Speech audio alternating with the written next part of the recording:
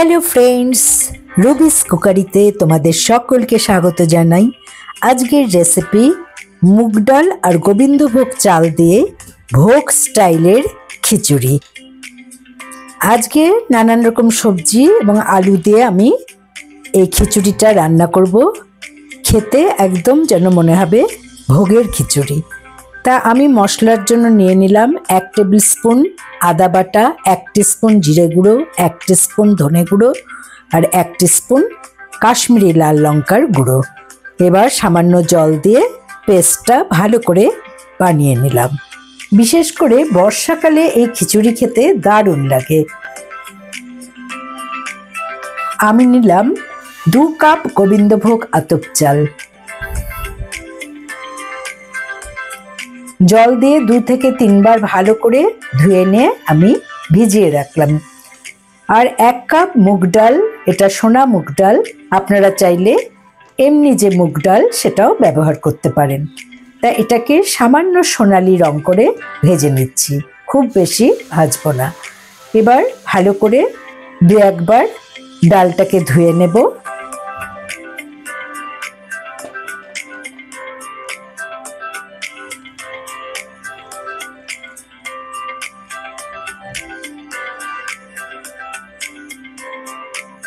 তারপর জল দিয়ে সামান্য একটু সেদ্ধ করে নেব, বেশি না, 60% মতো সেদ্ধ করব। একটু সর্ষের তেল ছড়িয়ে দিচ্ছি যাতে ঢাকনা ভেদ করে ফেনাটা বাইরে বেরিয়ে না আসে। এবার এই সাদা ফেনাগুলোকে একটু হাতার সাহায্যে তুলে নেব।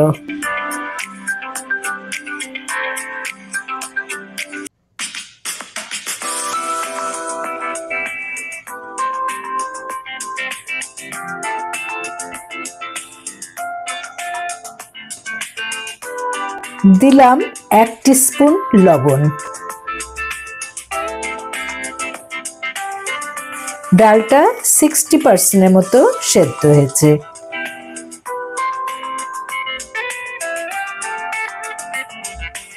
খুব বেশি সেদ্ধ হবে না, কিন্তু ঢাকা দিয়ে রেখে দেওয়ার পর এটা কিন্তু সেদ্ধ হতে থাকবে।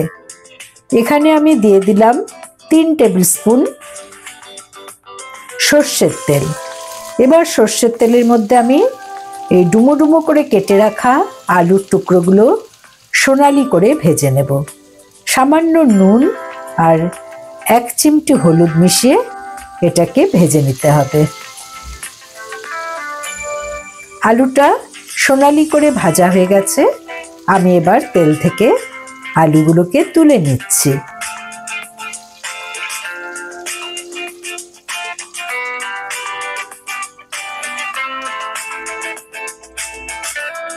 আমি 1 হাতার মতো তেল তুলে নিলাম, কারণ খিচুড়ি রান্নায় খুব বেশি তেল না দিলেও চলে। 1টা শুকনো লঙ্কা, 1/2 টিস্পুন গোটা জিরে,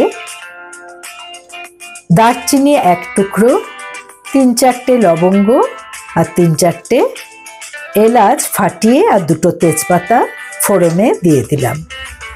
এবারে আমি সোক করে রাখা চাল এর মধ্যে অ্যাড করে দিলাম।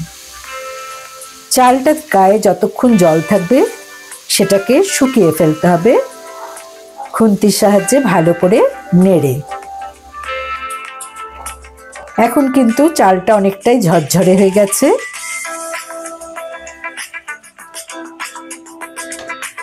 দিলাম কয়েক টুকরো গাজর, ক্যাপসিকাম, বিনস, টমেটো,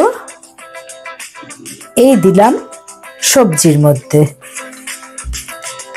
সব কিছু ভালো করে একবার নেড়ে চেড়ে নিচ্ছি। এবার দিয়ে দিলাম পরিমাণ মতো লবণ। আমি একটু খিচুড়িটা ঘন ঘন করব, তাই খুব বেশিও লবণ দেব না আগেই। আমি এবার মশলাটা দিলাম এবং মশলার বাটি ধুয়ে সামান্য জল দিয়ে দিলাম। সব কিছু একবার ভালো করে নেড়ে নিচ্ছি। যতক্ষণ মশলার কাঁচা গন্ধটা না যাবে ততক্ষণ কিন্তু এটা মিডিয়াম ফ্লেমে নেড়ে চেড়ে নিতে হবে। দিলাম 1 টেবিল স্পুন হলুদ।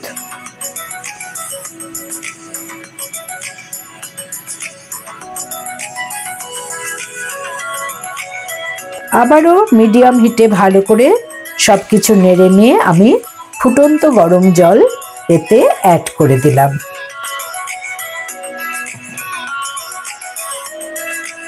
চালগুলো এরকম ডুবে থাকবে, তার থেকে 2 আঙুল পরিমাণ বেশি জল প্রথমে দিলাম। এবারে ভেজে রাখা আলুগুলো এতে অ্যাড করে দিলাম। প্রয়োজনে আবারও জল দেয়া যেতে পারে, কিন্তু সেই জলটা গরম জল হতে হবে। সবকিছু ভালো করে একবার নেড়ে নিলাম। এবার কিন্তু আমার ডালটা প্রায় 80% মতো সেদ্ধ হয়ে গেছে। আমি দিয়ে দিলাম এবং সবকিছু একসাথে নেড়ে নিচ্ছি। দিলাম মটরশুঁটি। এবার যেহেতু এটা নিরামিষ খিচুড়ি এবং খিচুড়িতে একটু মিষ্টি মিষ্টি হলেই ভালো লাগে, তা আমি খুব বেশি মিষ্টি দিইনি, পরিমাণ মতো। এখানে আমি দিয়েছি 2 টেবিল স্পুন চিনি। আপনারা আপনাদের পছন্দ মতো চিনি অ্যাড করে নেবেন। চিড়ে রাখা কাঁচা লঙ্কা 4টে আমি এতে দিয়ে দিলাম। আবারও সবকিছু ভালো করে নেড়ে নিচ্ছি।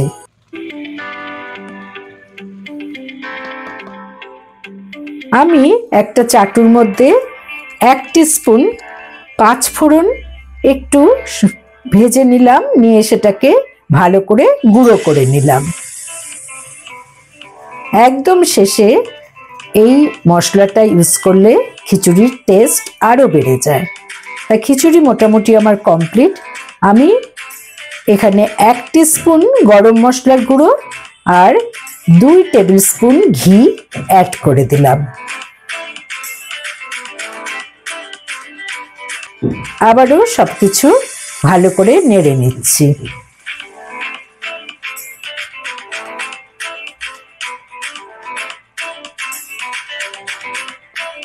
এরকম ঘন ঘন খিচুড়ি আমি আজকে বানাবো ঠিক করেছি। তারপরে দিয়ে দিলাম ভাজা মশলাটা আর ঢাকা দিয়ে কিছুক্ষণ রেস্টে রাখলাম। আমার তৈরি মুগ ডালের সবজি দিয়ে খিচুড়ি। অসাধারণ স্বাদের এই খিচুড়ি যে কোনো পুজো পার্বণ বা এই যে বর্ষাকাল খেতে পারেন। আমি ধনেপাতা দিয়ে গার্নিশিং করে নিলাম। এবার বেড়ে দিচ্ছি একটা প্লেটের মধ্যে। খুবই সুন্দর হয়েছে, দেখতেও যেমন খেতেও তেমনি। যদি ভালো লেগে থাকে আমার চ্যানেলে অবশ্যই লাইক করবেন, কমেন্ট করবেন এবং শেয়ার করবেন। নতুন বন্ধুদের সাবস্ক্রাইব করার অনুরোধ রইল। পাশে বেল বোতামে অবশ্যই ক্লিক করতে ভুলবেন না, তাতে যখনই নতুন রান্নার রেসিপি শেয়ার করব তার নোটিফিকেশন সহজেই আপনাদের কাছে পৌঁছে যাবে। পাঁপড় ভাজা, বেগুন ভাজা, আলুর দম আর সাথে আমের আচার দারুণ জমে যাবে। পরের এপিসোডে আবার নতুন রান্না নিয়ে হাজির হব আমি রুবি। Thanks for watching.